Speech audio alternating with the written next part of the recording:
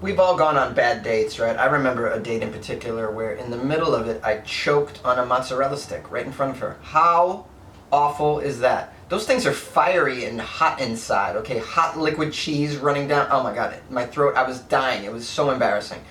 And then later that same night, I can't even tell you. I'll tell you the rest of that story some other time because I want to get into the article. Maybe you have an awful bad date you want to share with me. Please do so. I love these kinds of stories. So this is a date where, like, this is so bad. A man steals a woman's car on the date and then takes her god sister to a drive-in. So he steals a lady's car on one date and then takes another woman out on a date. This is the most confident man in the world. This is a story that comes out of Memphis where the men sound like quality men.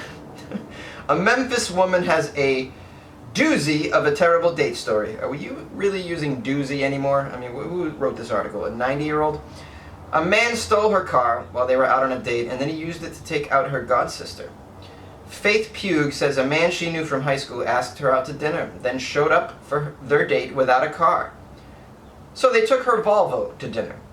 The man, Kelton Griffin, asked her to stop at a gas station and get him a cigar. She went inside to buy it. When she came out, her date and her car was gone.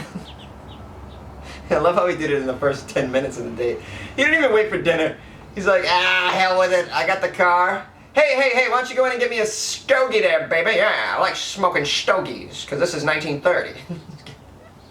And while she's in there, just takes off with the car. Oh, because I got another date. Oh, his Tinder blew up like, bling. She said yes. Oh, I'll be there in 10 minutes.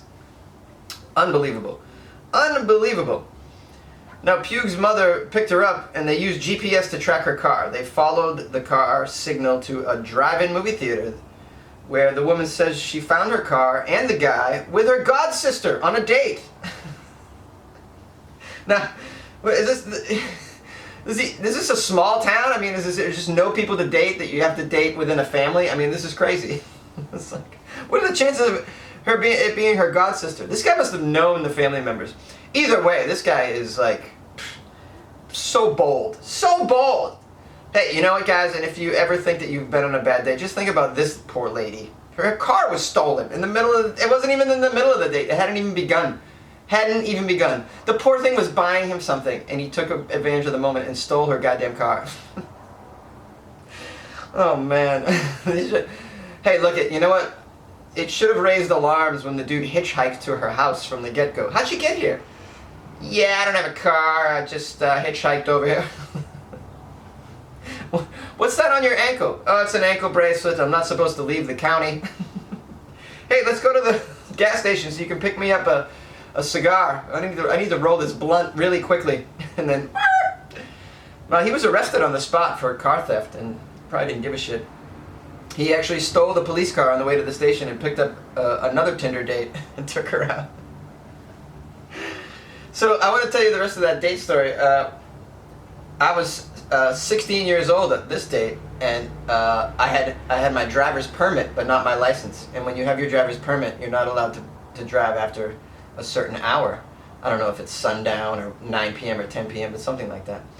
Anyways, my date was 17, and she did have her driver's license and her own car, and she picked me up. And after we had a bite to eat, where I choked on a mozzarella stick, we then went for a drive. I forget where we went. I think we went and made out somewhere in the woods, which is what you do when you live in northern Massachusetts. And then she's like, I just want to kind of kick back and relax. You mind driving? So then I'm like, in my mind, I'm like, I probably shouldn't drive because I have only my permit, and it's after hours. But she insisted, and so, I started driving. And she's like, you got your license, right? I'm like, yeah, of course. Well, we got pulled over, guys. Pulled over. And as the cop is walking to the vehicle, I confessed to her that I only had my permit. And she started to panic. And then I'll say, don't worry, I'll handle it. I'll come up with a story. So I did. I came up with a story. The cop came over. I give him my permit. He goes, all right, well, Mr. Jones, you're driving past what's permitted on this permit. And then I said, I know, and I didn't want to, officer, but my date here is feeling really ill, so I had to take the wheel and drive her home. He's like, "Ma'am, are you feeling ill?" And you know, I told her to just go along with my story, and so she's like, "Yes, I'm feeling ill." He said, "You're incapable of driving?" "Yes, I'm incapable of driving. That's why he's driving." We thought this was a story that was enough to let us go. You know, we lived in the same area. Thought the guy would just no. He then says, "Well, miss, we're gonna have to call your parents to come up here and get this car to drive it back because you're incapable of driving, as you say. Sir, step out of the vehicle and get in my vehicle." And then he takes me out of the car, and as he does, my date starts bawling her eyes out. She just starts crying hysterically because now her parents are gonna be called, and she's gotta come up here.